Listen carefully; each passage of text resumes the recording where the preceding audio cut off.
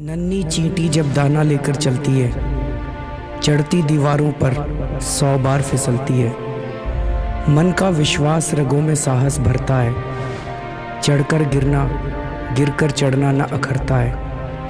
आखिर उसकी मेहनत बेकार नहीं होती, कोशिश करने वालों की कभी हार नहीं होती। अभी केजरीवाल की जुबानी आपने हरिवंश राय बच्चन की जो कविता सुनी, उसे केजरीवाल ने अपने पराक्रम और पुरुषार्थ से सच साबित किया। कोशिश करने वालों को हार नहीं होती, बल्कि केजरीवाल ने दिल्ली में जो कर दिखाया उससे तो यही साबित होता है कि कोशिश करने वाले की जीत बल्कि सुपर जीत होती है।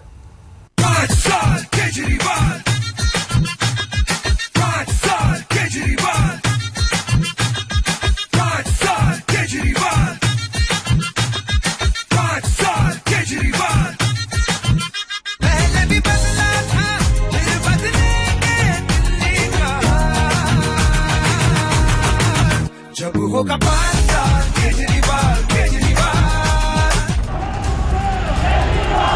दिल्ली के चुनावी इम्तिहान में आपको डिस्टिंक्शन मिला, पूरे 96% नंबर। तभी तो मंगलवार की दोपहर से ही अरविंद केजरीवाल के कानों में बधाइयों के शोर बज रहे हैं। आप सब लोगों को बहुत बहुत बधाई, बहुत बहुत शुभकामनाएं। कहा जाएगा दिल्ली वाले कमाल कर दिया। ओबी का केबल लगाने में पूछ लो, ओबी का केबल लगाओ। ये सच्चाई की, जब आप सच्चाई के रास्ते पे चलते हैं तो इस दुनिया की सारी, इस ब्रह्मांड की सारी शक्तियां आपकी मदद करती हैं। तभी तो प्रधानमंत्री नरेंद्र मोदी को भी केजरीवाल का लोहा मानना पड़ा। तभी तो केजरीवाल की जयकार में अलग अलग सूबों के क्षत्रप अपना ही भविष्य देख रहे हैं। केजरीवाल जी को मैंने टेलीफोन करके मुबारकबाद दिया। यह जीत अहंकार के ऊपर लोकतंत्र की जीत हुई है। नरेंद्र मोदी का अहंकार, उनके पार्टी के अध्यक्ष का अहंकार। दिल्ली का रिजल्ट का प्रभाव तो पूरे देश में पड़ेगा। दिल्ली के चुनाव का परिणाम सिर्फ दिल्ली का नहीं है। दिल्ली तो भारत की राजधानी है और देश भर के लोग यहाँ रहते हैं, तो ये पूरे देश के लोगों के मूड का परिचायक है। शुरुआत दिल्ली से हुई है, लेकिन आखिरी दाव उत्तर प्रदेश की जनता लगाएगी। दिल्ली में अरविंद केजरीवाल ने जो जीत हासिल की है, उनके लिए उनको मैं अभिनंदन करता हूं और यही कहूंगा कि अब ये छोड़ने की बात मत करो। जनता ने आशीर्वाद दिए हैं, विश्वास आपके ऊपर जताया है, भरोसा दिखाया है, बस अब काम करो। दिल्ली की 70 में से 67 सीटें जीतकर आम आदमी पार्टी के नेता अरविंद केजरीवाल ने यह दिखा दिया कि हौसले बुलंद हो, इरादे नेक और लक्ष्य को लेकर साफगोई भरी ईमानदारी, तो मंजिल खुद ब खुद कदमों में लौटने लगती है। मैं एक ही निवेदन करना चाहूंगा सभी कार्यकर्ताओं से, सभी हमारे एमएलए से, पूरी पार्टी से, जरा सा भी अहंकार मत करना। आज जो कांग्रेस का हाल हुआ वो उनके अहंकार की वजह से हुआ। आज जो बीजेपी का हाल हुआ वो उनके अहंकार की वजह से हुआ। अगर हमने अहंकार किया तो यही सबक जनता हम लोगों को 5 साल के बाद सिखाएगी। जिस चुनाव नतीजे ने वोट के ठेकेदारों को अपना गणित सुधारने पर मजबूर कर दिया, उस नतीजे के विश्वकर्मा तो केजरीवाल ही है। लेकिन इसके लिए केजरीवाल को अपमान और आलोचना की भट्टी में खुद को गलाना पड़ा। हमको बहुत विनीत होकर, बहुत विनयशील होकर, बड़ी विनम्रता से काम लेना होगा, क्योंकि अहंकार से काम नहीं चलता है। और अगर हम भी उसी तरीके से अहंकारी हो गए जैसे बाकी राजनीतिक पार्टियों के लोग हो जाएंगे तो हमें उनमें कोई फर्क नहीं रहेगा। एक एनजीओ को आंदोलन में, फिर आंदोलन को राजनीतिक दल में और उससे दिल्ली की सत्ता का सारथी बना देना केजरीवाल के उस कौशल का अंजाम है जिसे पहले कांग्रेस भांप नहीं पाई, बाद में बीजेपी। इसके लिए केजरीवाल ने लोकसभा चुनाव हारने के बाद दिल्ली पर अपना फोकस सीधा किया। सबसे पहले मुख्यमंत्री पद से इस्तीफा देने के लिए माफी मांगी। दिल्ली चलाने के लिए 36 सीट चाहिए, 8 सीट की कमी छोड़ दी। अगर पिछली बार आप लोग 36 सीट दे देते, मैं बिल्कुल इस्तीफा नहीं देता, मैं कतई इस्तीफा नहीं देता। दरअसल लोकसभा चुनाव में पार्टी की करारी हार के बाद बड़े बड़े नेताओं की हिम्मत जवाब दे गई। लेकिन आधी अधूरी ताकत को समेटकर केजरीवाल मैदान में आ डटे। जब बीजेपी मोदी की सबसे बड़ी विजय के जश्न में डूबी थी और कांग्रेस अपनी सबसे बुरी हार का मरसिया पड़ रही थी, तब केजरीवाल दिल्ली के हर दरवाजे पर दस्तक दे रहे थे। पिछली बार भी आपके बिजली के दाम आधे करे थे, दोबारा आएंगे, दोबारा आपके बिजली के दाम आधे करेंगे।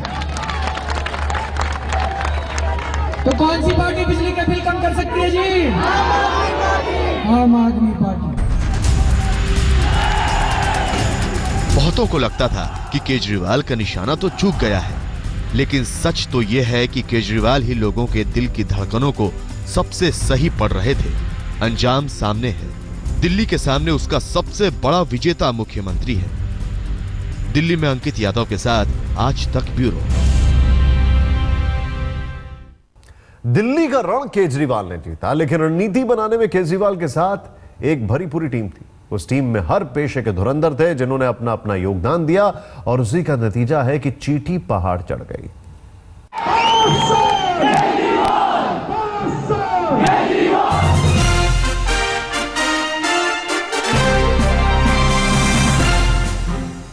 दिल्ली ने केजरीवाल को गले लगाया और केजरीवाल ने अपने सबसे भरोसेमंद साथी को, ये आशुतोष है, खबरिया चैनलों का चर्चित चेहरा, तेज तर्रार पत्रकार और अब केजरीवाल के मुखर सहयोगी। खुद केजरीवाल भी मानते हैं कि दिल्ली हाथ में आई है तो इसका सेहरा उन साथियों के सिर सजता है जिन्होंने दिन रात मेहनत की और जिनमें सबसे बड़ा रोल आशुतोष का रहा। और मुझे वो वाकया अभी भी याद है कि एक दिन सुबह मैं अरविंद जी से मिलने गया तो अरविंद जी ने बताया कि यार आज मैं सुबह जब वॉक करने गया था तो हमारा जो अपार्टमेंट है उसके गार्ड ने हमारे ऊपर फप्ती कसी और कहा कि चले थे प्राइम मिनिस्टर बनने।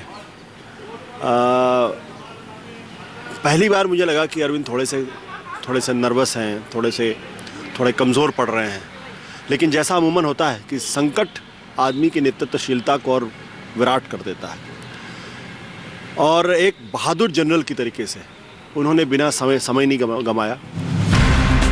आशुतोष केजरीवाल की कोर टीम के अहम सदस्य रहे। चुनावी रणनीति बनाना, टीवी चैनलों पर पार्टी का स्टैंड पूरी ताकत से रखना और विरोधियों को चुनावी बहसों में परास्त करना, ये उन्हीं की जिम्मेदारी रही। इनके अलावा इन चंद और चेहरों से भी आप शायद वाकिफ। मनीष सिसोदिया केजरीवाल के सबसे पुराने सहयोगी हैं।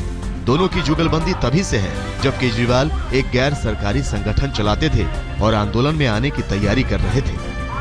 संजय सिंह यूपी से आते हैं और अन्ना आंदोलन के दौरान केजरीवाल से जुड़े। पार्टी के राजनीतिक मामलों में उनकी पूरी दखल रहती है। तीसरा चेहरा योगेंद्र यादव का है, जिन पर पार्टी की नीतियां तय करने का जिम्मा रहा है।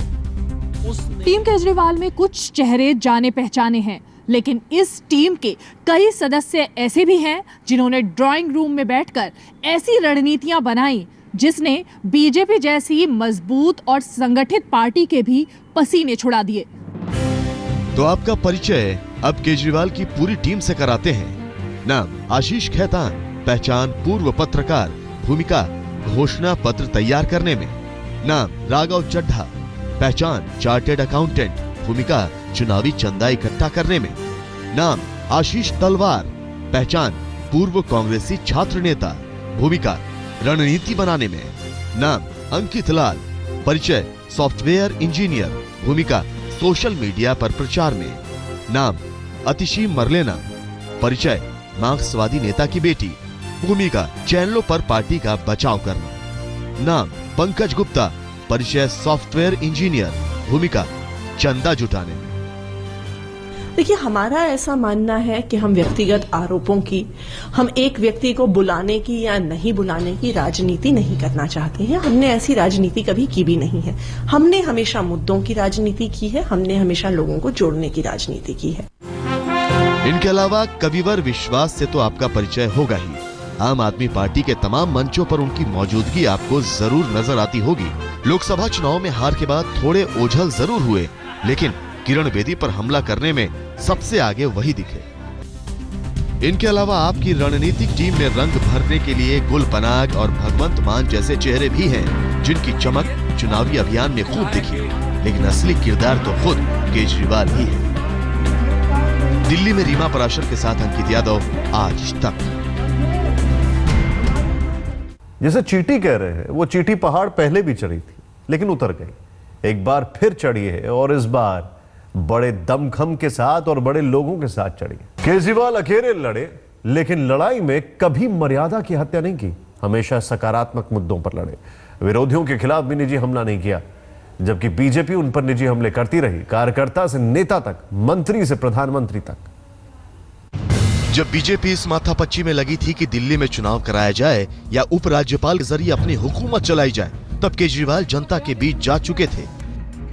वो रोड शो के जरिए घर घर हर दरवाजे पर दस्तक देते रहे। जिन झुग्गी झोपड़पट्टियों में शुरुआती दिनों में एक एनजीओ के तौर पर काम किया था, फिर उनके बीच ही अपना ठिकाना बना लिया।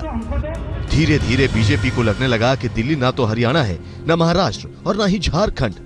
तब लोहे को लोहे से काटने के लिए अन्ना आंदोलन से निकली किरण बेदी को ही बीजेपी ने अपना चेहरा बनाया। दिल्ली को चाहिए क्या? दिल्ली को चाहिए स्थिर सरकार, अच्छी सरकार, स्वच्छ सरकार, सेंसिटिव सरकार, जो सभी के लिए हो, सबके के लिए हो, जो जरूरतमंद हो उसके लिए पहले हो। तो क्या चाहिए?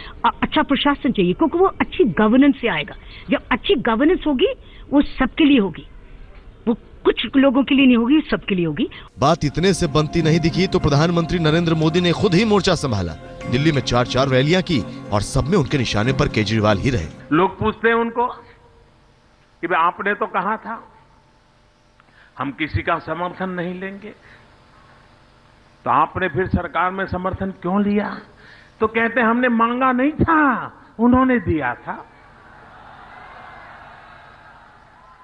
फिर कहते थे हम तो मेट्रो वाले हैं। लोगों ने पूछा चार्टर प्लेन में क्यों गए थे? अरे हमने नहीं मांगा था, वो तो उन्होंने दिया था।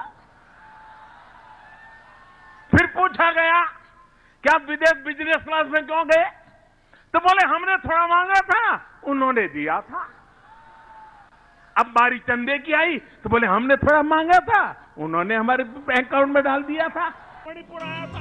दूसरी तरफ बीजेपी भी हमला करती रही, विज्ञापनों में कभी अन्ना को धोखा देने वाले के रूप में तो कभी उपद्रवियों का गोत्र दिखाकर। बिजनेस क्लास में केजरीवाल के सफर को भी बीजेपी ने बड़ा चुनावी मुद्दा बनाया, लेकिन केजरीवाल न आरोपों से विचलित हुए, न बीजेपी के धुआंधार प्रचार से। उन्हें यकीन हो चला था कि दिल्ली उनकी ही होगी, दिल्ली उन्हें बहुमत जरूर देगी। लेकिन जो मिला उसकी उम्मीद तो केजरीवाल को भी नहीं थी। बहुमत बहुत बड़ा है तो उम्मीदें भी बहुत बड़ी हैं। ये उन कार्यकर्ताओं की जीत है, लेकिन अंदर एक डर भी लग रहा है।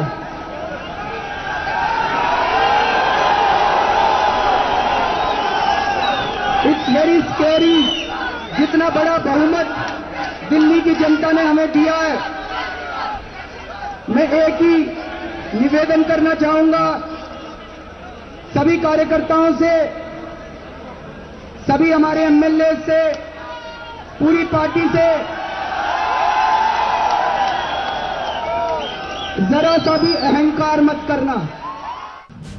दिल्ली ने केजरीवाल को अपना भाग्य विधाता बना दिया। अब केजरीवाल के सामने 5 साल हैं कि वो कैसे दिल्ली का भाग्य बदलते हैं। आज तक ब्यूरो।